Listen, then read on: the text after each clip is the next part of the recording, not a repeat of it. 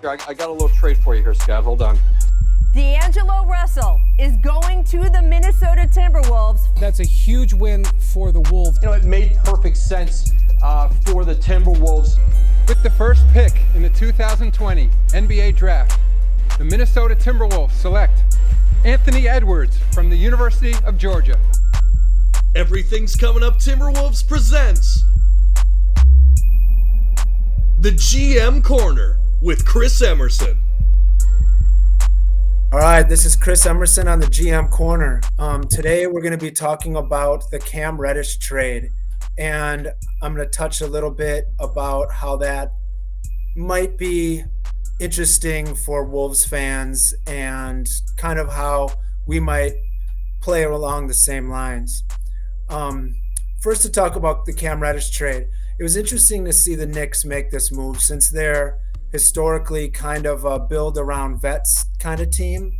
But I think it has something to do with the fact that their entire team almost is free agents. So they have to start finding someone to build around. And it looks like it's probably going to be RJ Barrett. And who better to pair with him than his good buddy Cam Reddish that he played at with Duke. The only interesting thing is one of the few players that are still on contract for the next couple years is Evan Fournier, who they signed last year to 4 years, or last offseason to 4 years, $78 million. And you're not going to, Cam Reddish isn't going to take RJ Barrett's time. So is he going to be taking Evan Fournier's time? Kind of a big money guy to be sitting on the bench. So maybe this is something else. Maybe this is something to help lure another former Dookie in the offseason, which goes by the name of Zion Williamson. So keep a lookout for that. The one thing to look at for this is they paid the price of a protected first-round pick to get him. Cam Reddish is going to be a free agent this offseason, and that's kind of the price to book a guy. So now you have the restricted free agent ability to sign him, so you can match anybody else's price.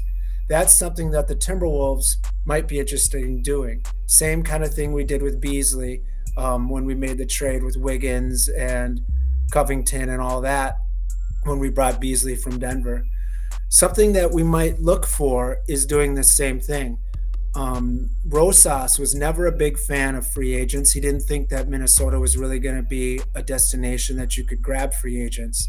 So his plan was always to make a trade for a guy, bring him in so you can match. Some restricted free agents coming up this season that are talked about on the trade market right now. Mo Bamba, maybe we've talked about on this podcast. Chris Boucher, Bagley.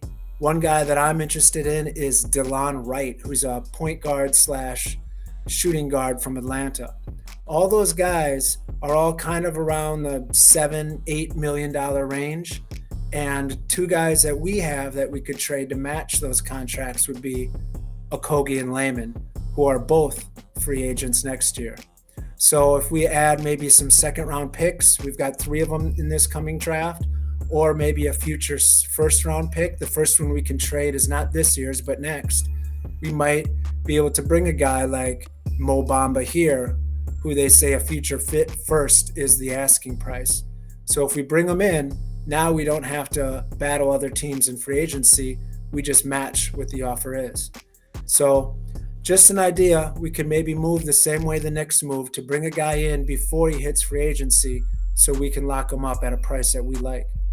Thanks for watching the GM Corner with Chris Emerson. Make sure to like, share, and subscribe for the best Wolves content on YouTube. It's the Everything's Coming Up Timberwolves YouTube channel.